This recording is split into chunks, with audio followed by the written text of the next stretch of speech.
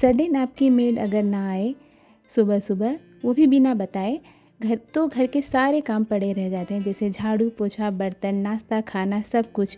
तो समझ में नहीं आता पहले क्या करें, वो अगर लेट हो जाए तो, और हमारा मूड ऑफ हो जाता है। तो hello friends, welcome back to my channel. कैसे हैं आप लोग? तो आज मेरे साथ भी यही हुआ और इसे मैंने कैसे मैनेज किया आप इस ब्लॉग में देखेंगे।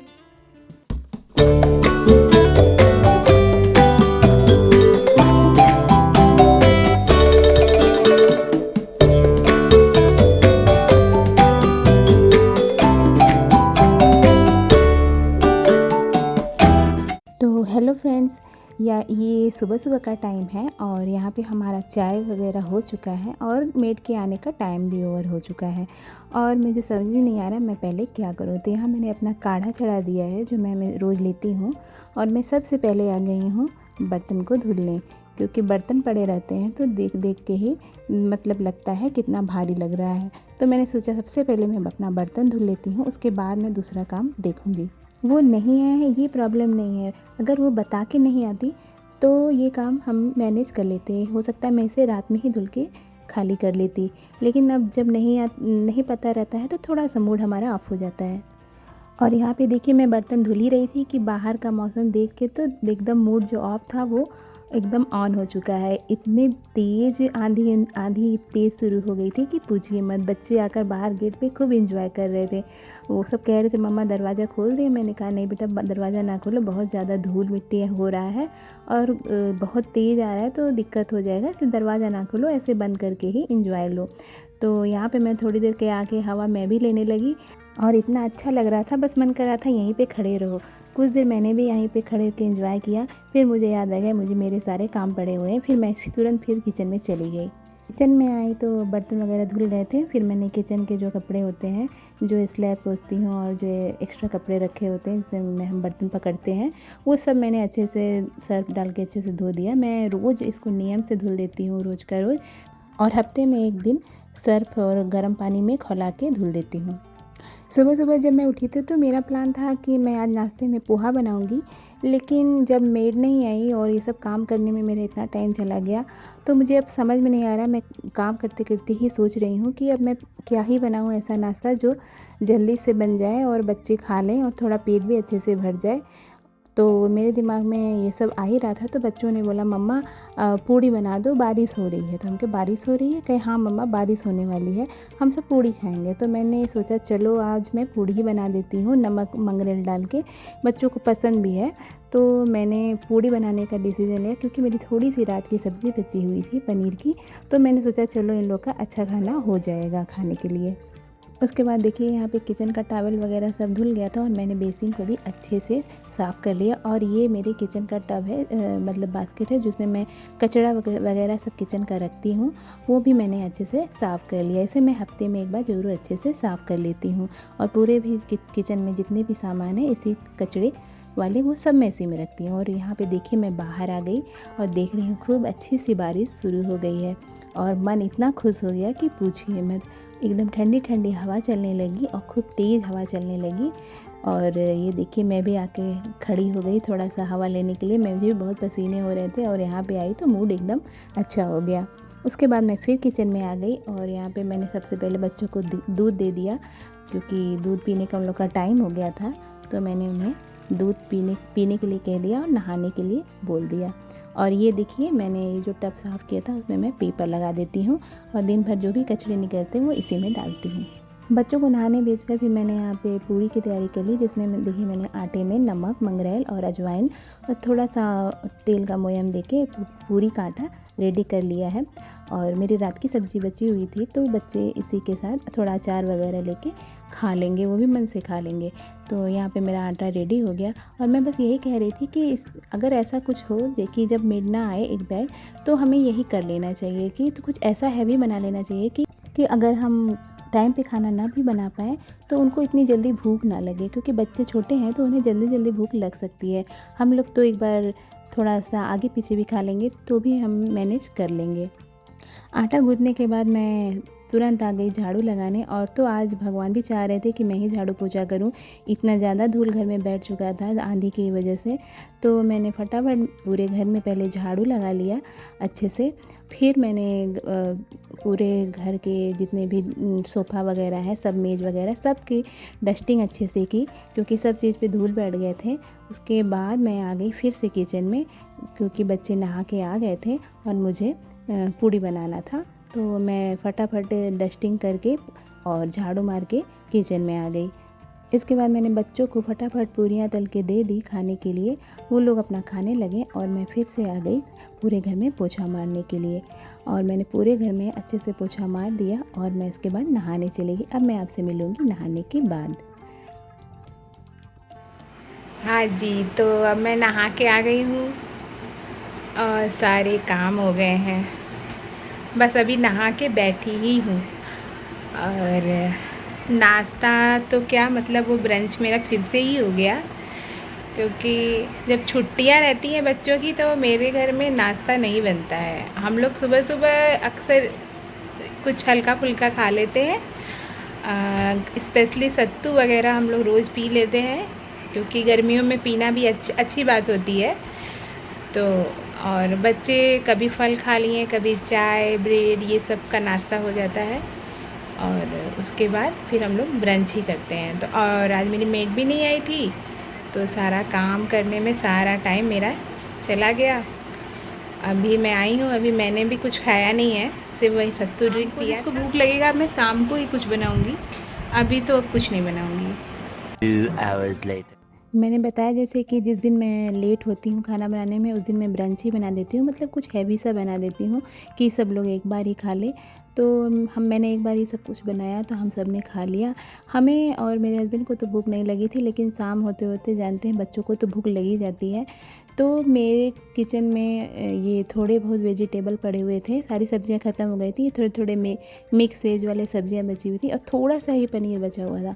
तो मेरे दिमाग में आया कुछ ऐसा बना दूं जो थोड़ा सा चटपटा और स्पाइसी हो, और बच्चों को तो थोड़ा यही सब पसंद आता है। तो मैंने सोचा होममेड घर पे ही मतलब अच्छे से कुछ ऐसा बना दूं जो बच्चों को पसंद आए। तो मैंने एक पिज़्ज़ा पॉकेट बनाने का सोचा। तो यहाँ पे मैंने सारी सब्जियां को क्रश कर लिया है और उसमें हल्का सा सौटे करके इसमें नमक, काली मिर्च मिला दी है और ऊपर से थोड़ा सा सेजवान सॉस और हर्ब्स वगैरह ये सब मैंने डाल दिया है।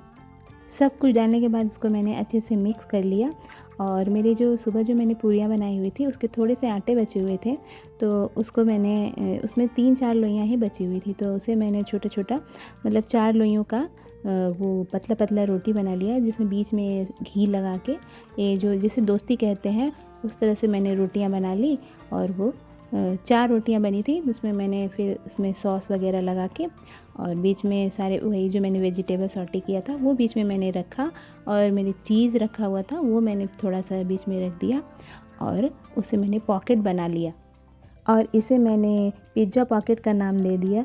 और मुझे नहीं पता कि ये क्या है, बस यही है कि बच्चों को वेज रोल, पिज़्ज़ा पॉकेट और ये सब अगर नाम दे के आप खिलाएंगे तो उन्हें बहुत ही इंटरेस्टिंग लगने लगता है, ये तो आप सबको पता है। तो मैंने इसे पिज़्ज़ा पॉकेट बता के मैंने इसे बना दिया। फिर इसे मैंने 5 मिनट के लिए एयर फ्रायर को प्री हीट किया और उसमें मैंने ये सारे पिज़्ज़ा पॉकेट रख दिए और 5 से 10 मिनट के लिए इसे मैंने पका लिया है।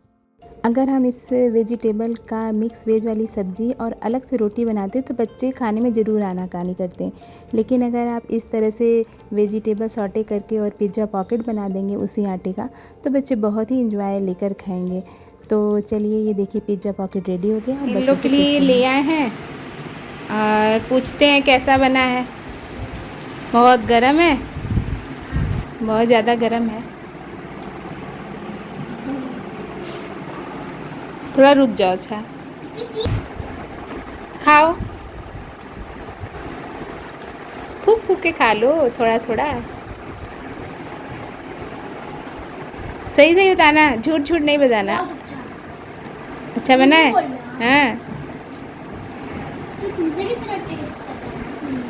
तो घर में जो भी बचा कुचा सामान था उससे बन गया और हेल्दी एंड टेस्टी। चलिए तब खाओ। तो हाँ जी, मैं आ गई हूँ अब कमरे में इन लोग को दे के। इन लोग का जो भी नाश्ता था, नाश्ता क्या कहेंगे, इवनिंग टाइम स्नैक्स जो भी था वो मैंने इन लोगों को खिला दिया। इन लोग की इच्छाएं पूरी हो गई।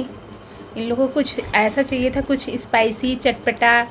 बच्चों का तो वही रहता है, इन लोगों को तो सिंपल खाना पसंद आता नहीं, तो उसी जो घर के चीज़ें हैं उसी को थोड़ा स्पाइसी बना दो और चटपटा बना दो, वही इन लोग का अच्छा हो जाता है। हम मम्मी लोग को यही करना पड़ता है। और जब तक मैं बना रही थी तब तक रावी कुछ मेरे लिए बनाई हुई है। चलिए देखते हैं। ये देखिए मेरे दोनों प्यारे प्यारे बंदर एंड बंदरिया आ गए हैं। तो चलिए देखते हैं रावी मेरे लिए क्या बनाई है। ये कार्ड जैसा देखिए बनाई है, कुछ ग्रीटिंग कार्ड जैसा है, और ये 1 घंटे में बन गया है फटाफट। ग्लू नहीं था, मैंने इन लोगों को पैसा दिया, गए ये लोग ग्लू लेके आए हैं। मुझे बहुत गुस्सा आ रहा था ना, क्योंकि ये लोग टीवी और फ़ोन ही देख रहे थे, तो मैंने कहा जाओ कुछ क्राफ्टिंग वगैरह कर लो। तो रावी ये फटाफट बनाई है मुझे खुश करने के लिए। चलिए देखते हैं। फॉर रावीज़ ब्यूटीफुल मम्मा। और ये छोटा सा सॉन्ग है, नहीं अभी इसको बाद में। अच्छा, इसको बाद में। हाँ। ये छोटा सा सॉन्ग है, रावी मेरे लिए लिखी भी है। और क्या है? और ये एक मैसेज वाला है। अच्छा, इसमें मैसेजेस लिखे हैं। क्या लिखा है? You are the best. वाह। और क्या है? और I love you. I love you too. You are my favourite. Favourite. थोड़ा सा आटा नहीं, इसलिए थोड़ा सा गंदा हो गया। कोई बात नहीं यार। और इसमें ना देखो, हर फेवरेट्स मतलब तुमको अपना फेवरेट लिखना होगा इसमें। अच्छा, जो लिखा है ना वो तुमको अपना फेवरेट लिखना होगा। हम बोल रहे हैं, तुम लिखो, ठीक है? अरे आप लिखो ना। तो रावी तो मुझे दुविधा में डाल दी है। एक बैग से मैं क्या बताऊँ। फूड में मुझे तो साउथ इंडियन डिश ज़्यादा पसंद है, तो तुम साउथ इंडियन डिश लिख सकती हो। ठीक है। हाँ। और फ्रूट में वाटरमेलन। अच्छा, एक और फ्रूट पसंद है, मैंगो। ओ मैंगो भी। प्लेस तो मेरा सबसे फेवरेट, अब क्यों, कौन सा प्लेस है, क्यों हो गया है, वो है उदयपुर, क्योंकि वहाँ मेरे बच्चे हुए हैं, इसलिए मुझे उदयपुर सबसे ज़्यादा पसंद है। क्रिएटिविटी, मुझे तो पेंटिंग करना, ड्राइंग करना, ये सब ज़्यादा अच्छा लगता है। मतलब बचपन में मुझे ये सब अच्छा लगता था, मुझे भी। तो तुम ड्राइंग लिख सकती हो। ठीक है। चलिए, ये तो हो गया। आज तक किसी ने मुझे मेरा मतलब मुझे क्या पसंद है ये किसी ने तो पूछा ही नहीं। आज मेरी बेटी ने पूछा तो मैंने बता दिया। और ये मेरे लिए छोटा सा सॉन्ग लिखी है, वो पढ़ के सुनाएगी Ravi. A song for my mom. I love you, mommy, my sweet, sweet mommy. You make me happy when I am sad. वाह, छोटा सा सॉन्ग। तो मेरी छोटी सी बेटी भी तो है, तो छोटा सा ही सॉन्ग लिखेगी ना। For her daughter Ravi. और ये सीक्रेट मैसेज है। आपको कुछ दिख रहा है? नहीं दिख रहा है, अभी दिखेगा। हाँ, ये देखिए, ये है सीक्रेट मैसेज मेरे लिए। चलो, और ये हम हैं। ये मेरी छोटी सी प्यारी सी पिक बनाई गई है। ये बचपन की फ़ोटो तो नहीं है मेरी। चलो ठीक है। तो फ्रेंड्स, आपको आज का ये हम लोग का ब्लॉग कैसा लगा आप ज़रूर बताइएगा फ्रेंड्स। और आप सब लोग कमेंट तो नहीं करते हैं, प्लीज़ कमेंट करके ज़रूर बताइएगा और सब्सक्राइब भी ज़रूर करिएगा। भी आप लोग वीडियो देखते तो हैं और मुझे अच्छा लगता है ये चीज़, लेकिन थोड़ा कमेंट कर देंगे तो इससे हम लोग बहुत ज़्यादा मोटिवेट हो जाएंगे। तो इसलिए प्लीज़ लाइक, शेयर और सब्सक्राइब और कमेंट ये सब कीजिएगा। तो इस ब्लॉग को हम लोग यहीं पे एंड करते हैं। Bye bye. बन रहा है वीडियो, बाय रहो। मम्मा